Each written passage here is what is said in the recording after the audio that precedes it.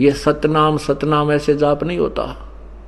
सतनाम का अर्थ है सच्चा नाम, दो अक्षर का होता है, जिसमें एक ओम मंत्र है, दूसरा तत्त है जो संकेत, ये सांकेतिक है, जो ये दास केवल उपदेशी को बताएगा। और सत वो सार शब्द है, सार नाम है, जो इस सतनाम के बाद आपको दिया जाएगा। सतनाम का अर्थ है सच्चा नाम, दो अक्षर का होता है, जिसमें एक ओम मंत्र है, दूसरा तत्त है जो संकेत, ये सांकेतिक है, जो ये दास केवल उपदेशी को बताएगा। और सत वो सार शब्द है, सार नाम है, जो इस सतनाम के बाद आपको दिया जाएगा। ये 5 तत्वों का शरीर छोड़कर, लेकिन ये इलेक्ट्रॉनिक शरीर रहेगा अभी दास का, ये नूरी शरीर रहेगा, टीवी पर चला करेगा, नाम दिया करेंगे, नाम चलेगा ऐसे। तो फिर सार नाम भी टीवी सीडी से दिया जाएगा, दास के जाने के बाद व्यवस्था की जाएगी।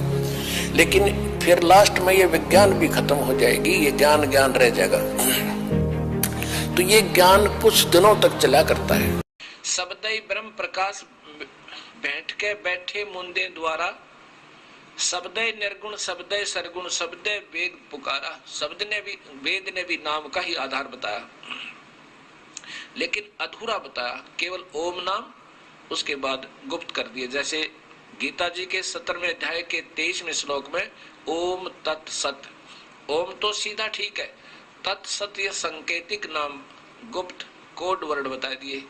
वो फिर वो पूरा संत बताएगा, जो गीता जी के 4थे अध्याय के 34वें श्लोक में भगवान कह रहे हैं कि उन संतों ने ढूंढ ले अर्जुन, जो इस तत्व वेद के जानने वाला हो, और उसी से उपदेश लेकर बेड़ा पार करवा।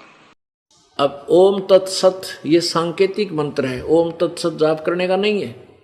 ओम मंत्र ब्रह्म का है, तत् मंत्र परब्रह्म का है, और सत मंत्र ये पूर्ण ब्रह्म का, परम अक्षर ब्रह्म का है। तत् और सत ये गुप्त है। ओम तत्सत ये जाप नहीं है। इसकी 3 विधि से सिमरण होता है इसका, ये 3 मंत्र का जाप बनेगा। और पहला मंत्र ओम और सत तत् ये सांकेतिक दास बताएगा, ये दोनों मिलकर सतनाम बनेगा। और फिर सारनाम आपको दिया जाएगा, सत जो सत है वो और जोड़ा जाएगा। फिर ये सत जो एक अक्षर है ये पार करेगा, आपको सतलोक ले जाएगा। और ओम तत्सत ये एक छुड़ावेगा, एक मिलाओगा। तो ये तीनों मंत्र का जाप से आप मोक्षोगे, वो गीता ज्ञान दाता नहीं जानता। इसलिए वो 3 नाम का जाप है ओम तत्सत। ओम ब्रह्म का जाप है, तत् ये परब्रह्म का, ये सांकेतिक जाप है। और सत्य ये पूर्ण परमात्मा का, ये भी सांकेतिक गुप्त है, जो ये दास बता सकता है। और कोई अधिकारी ही नहीं है। मान ले किसी भक्त ने नाम ले लिया और वो कहीं नाम देने लग जाता है, तो वो पाप का भागी है, अपराधी है, परमात्मा उसे माफ नहीं करेगा, क्योंकि अधिकारी नहीं है वो। जैसे कबीर परमेश्वर आए थे, 64 लाख शिष्य हुए थे उनके, वो स्वयं ही तत्वदर्शी संत और गुरु की भूमिका कर रहे थे। तो उन्होंने किसी को भी अधिकार नहीं दिया था नाम देने का कि तू नाम दे। कोई भी अन्य अधिकारी नहीं बनाया था कि उपदेश देने का, वो स्वयं ही नाम देते थे। तो इसी प्रकार वर्तमान में इस दास के अतिरिक्त कोई भी अगर ये मंत्र देता है वो अपराधी है, परमात्मा का शत्रु है। वो भोली आत्माओं को गुमराह करके नकली पासपोर्ट बना रहा है, डुप्लीकेट, फर्जी।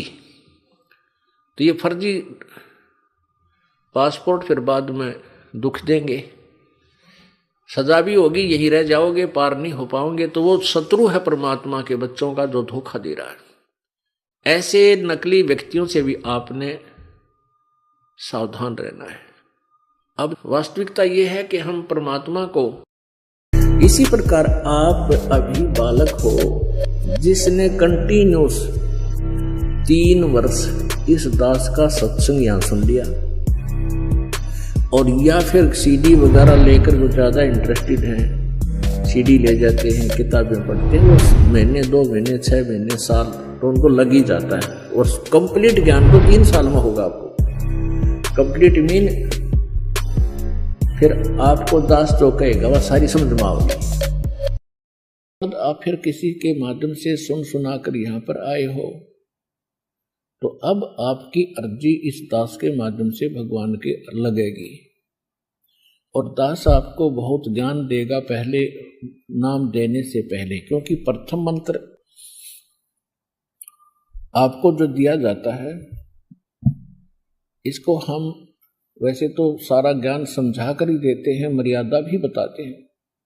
प्रथम मंत्र प्राप्त प्राणी यदि कोई गलती भी कर देता है उसका अक्षमा योग्य है, क्योंकि हम समझते हैं कि ये अभी ज्ञान से परिपक्व नहीं है, बालक है।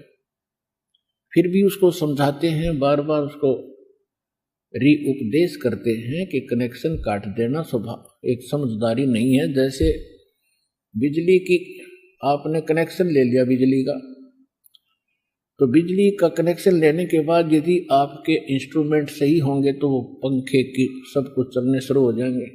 तो बिजली का कनेक्शन यहां से आपको दिया जाता सुप्रीम पावर का, और यहां से कनेक्शन लेते ही आपके घर पे बिजली आपसे पहले पहुंच जाती है, यानी परमात्मा।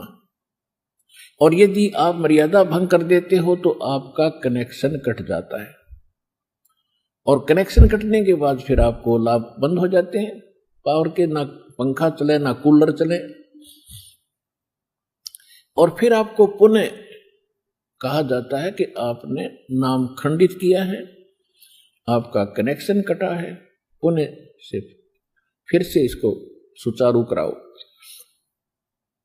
तो आपका नाम उपदेश फिर शुद्ध किया जाता है, उसके बाद फिर आपको सर्वलाभ प्राप्त होने प्रारंभ हो जाते हैं। तो इसलिए जो सेकंड मंत्र सतनाम देते हैं आपको अच्छी तरह इस रंग में रंग के और ज्ञान से परिपक्व करके फिर देते हैं।